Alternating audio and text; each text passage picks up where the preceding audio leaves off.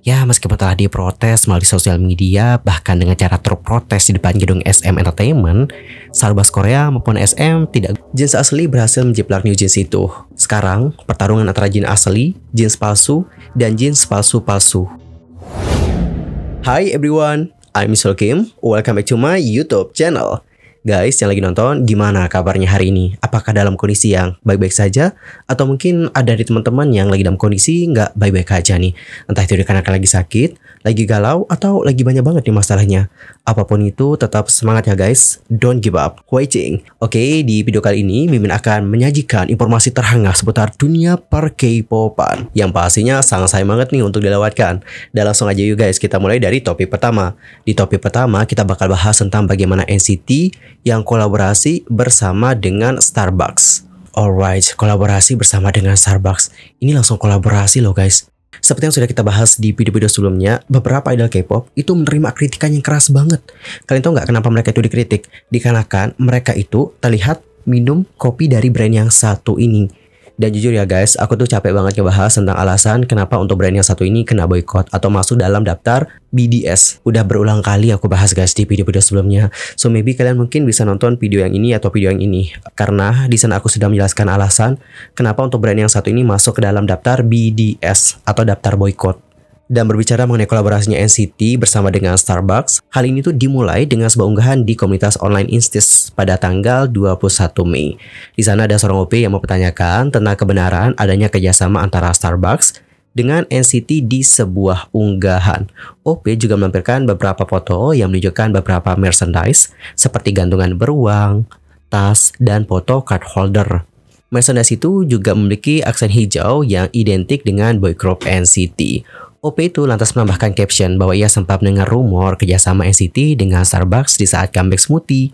Dan usai mendengar berita yang satu ini, berbagai akun fanbase NCT kompak mengunggah postingan di Twitter yang menuntut SM untuk membatalkan kerjasama dengan brand tersebut. NCTzen juga menambahkan hashtag SM boycott genocide dalam unggahan itu. Dan aku akan bacain ya seperti apa salah satu statement dari penggemar. Halo SM, kami tidak ingin NCT atau artis kalian yang lain bekerja sama atau mempromosikan Starbucks atau perusahaan manapun yang mendanai genosida di Palestina. Harap perhatikan kekhawatiran kami. Alright, the point is para penggemar tidak ingin SM Entertainment itu membuat artis mereka bekerja sama dengan brand yang satu ini. Karena seperti yang sudah kalian ketahui, brand yang satu ini juga masuk ke dalam daftar BDS. Dan Yorobun, selain menggunakan sosial media, ternyata penggemar juga sudah mengirimkan truk protes ke gedungnya SM Entertainment. Dan dapat kalian perhatikan, ini adalah truk protesnya. Di sini, NCTzen mengatakan, "Stop campaign brand affiliate with Israel." Dan Yorobun, pada akhirnya ya di tanggal 23 Maret, Starbucks Korea menghadirkan produk kolaborasi eksklusif bersama dengan NCT. Ya, meskipun telah diprotes melalui sosial media, bahkan dengan cara truk protes di depan gedung SM Entertainment, Starbucks Korea maupun SM tidak goyah dalam rencananya. Kolaborasi ini yang eksklusif di Korea akan memperkenalkan berbagai produk termasuk minuman terbatas New Cool Tasty Plum Pisio, dan New Croissant Turntable. Starbucks juga akan merilis produk-produk yang menggabungkan logo Starbucks dan NCT, termasuk NCT Photocard Holder Keyring dan NCT Removable Sticker Set. Well, akan dirilis ya guys produk-produknya, dan kalian juga sudah lihat seperti apa produk-produk yang akan dirilis dari kerjasama antara Starbucks dan juga NCT. Dan kalau netizen Korea sendiri gimana ya menanggapi tentang isu yang satu ini? Yuk mari kita lihat bagaimana komentar mereka atas kolaborasi antara NCT bersama dengan Starbucks. Yang pertama ada yang komen kayak gini. Yup, tidak membeli. Oke, nggak ngebeli. Tidak membeli. Dua ya yang komen nggak beli. Kenapa ya tampilannya sangat buruk? Bahkan Starbucks kini berkolaborasi dengan para idol. Sih, reputasi Starbucks perlahan menurun. Cantik sih, saya pengen gantungan kuncinya. Tapi itu lucu deh. Gila, ini buruk banget. Cangkirnya lucu. Oke, jadi seperti itulah beberapa komentar-komentar dari netizen Korea. Beberapa dari mereka mengatakan nggak mau beli. Beberapa dari mereka mengatakan, wah kok buruk ya. Terus beberapa dari mereka mengatakan, cantik kok, gantungan ininya bagus, begitu. And how about your opinion for this one? Apakah kalian akan membeli produknya? By the way, ini bukannya eksklusif di Korea saja ya. Dan jujur sebagai para penggemar kalian juga mungkin pasti kecewa banget ya guys. Karena ini tuh bukan kali pertama untuk para netizen menyuarakan tentang hal yang satu ini. Sebelumnya banyak juga season ini yang sudah menyuarakan tentang bagaimana keprihatinan mereka atas kerjasama idol mereka dengan salah satu brand yang terindikasi dengan Israel. Bahkan juga masuk dalam daftar boykot. Setelah itu terjadi kembali lagi terulang. Dan aku yakin kalian juga sebagai penggemar pasti kecewa banget dengan bagaimana tindakan yang dilakukan oleh agensi. Honestly, aku juga nggak tahu ya, apakah agensi benar-benar setone deep itu atau bagaimana. Karena kalau aku perhatikan, ini impactnya bukan ke agensi doang loh. Bukan agensinya doang loh yang kena kritik. Idolnya juga dikritik. Agensi itu benar-benar harus melihat juga sih bagaimana isu-isu yang ada sekarang. And how about your opinion for this one? Dan guys, sekarang kita akan masuk ke informasi yang berikutnya.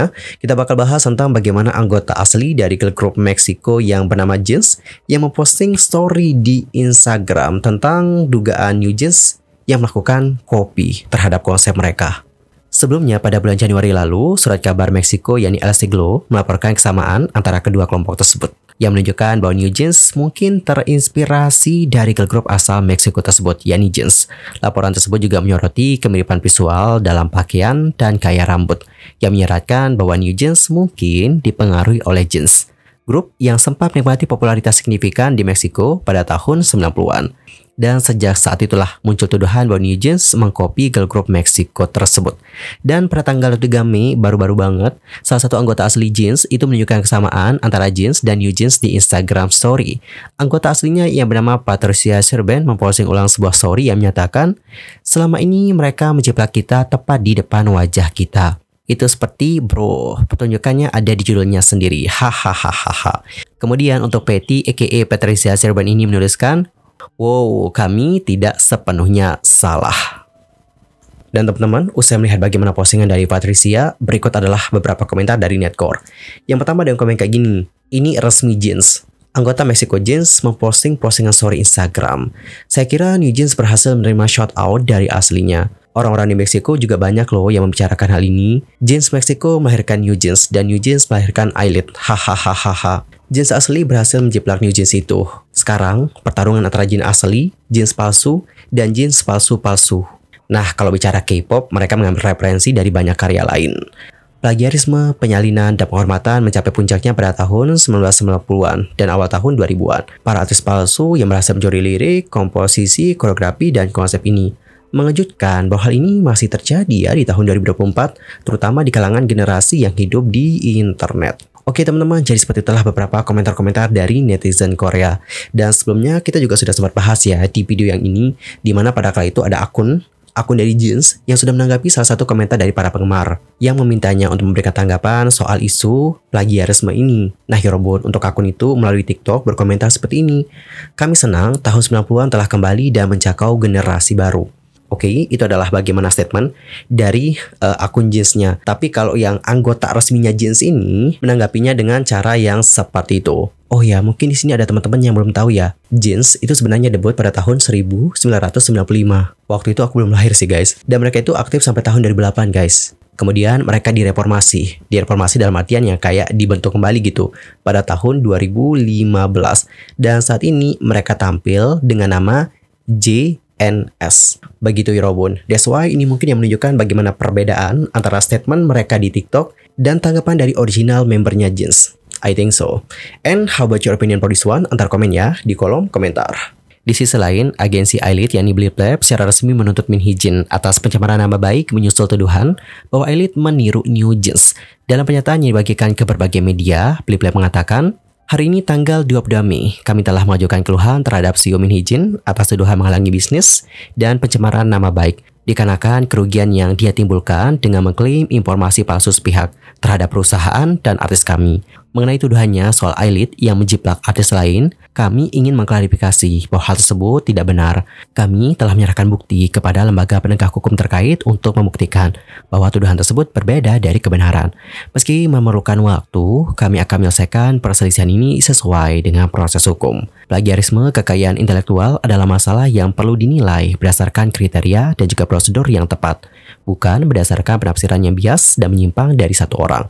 Namun demikian, kami ingin meminta maaf atas situasi di mana upaya dan pencapaian artis kami diremehkan dikarenakan spekulasi yang tidak masuk akal dan penyebaran informasi palsu. Selain itu, meskipun akar masalahnya tidak ada hubungannya dengan anggota elit, mereka mendapatkan banyak komentar jahat, ejekan, dan serangan pribadi. Kami dengan tulus meminta semua orang untuk menghentikan penghinaan, fitnah, penyebaran informasi palsu, dan penyebaran nama baik terhadap artis kami.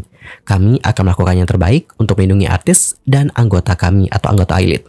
Terima kasih. Alright, dapat disimpulkan bahwa untuk agensinya elit yaitu Blip Lab akan menuntut Min Hee-jin atas tudingan yang diberikan. Menurut mereka, untuk membuktikan sebuah grup melakukan plagiarisme, itu bukan hanya berdasarkan bagaimana penafsiran yang bias, namun dilakukan berdasarkan kriteria dan juga prosedur yang tepat. Selain itu, mereka juga seperti membantah ya tentang tuduhan plagiarisme, dan juga meminta semua orang untuk berhenti memberikan penghinaan, ejekan, fitnah terhadap para member elit. Dan ya kita lihat saja ya guys bagaimana hasil akhirnya, siapa yang salah dan juga siapa yang benar pada akhirnya juga akan terungkap kok. Nanti kita lihat bagaimana hasil akhir dari persidangannya. Anyway, cukup sekian ya untuk hari ini. I'm Sulky pamit dan aku juga mohon maaf jika ada kesalahan. Baik itu dalam ucapan, sikap, tindakan, dan mungkin ada hal yang harus dikoreksi. Nanti langsung saja koreksi di kolom komentar. Sampai jumpa ya semuanya dan selamat beraktivitas. Goodbye everyone. Bye-bye.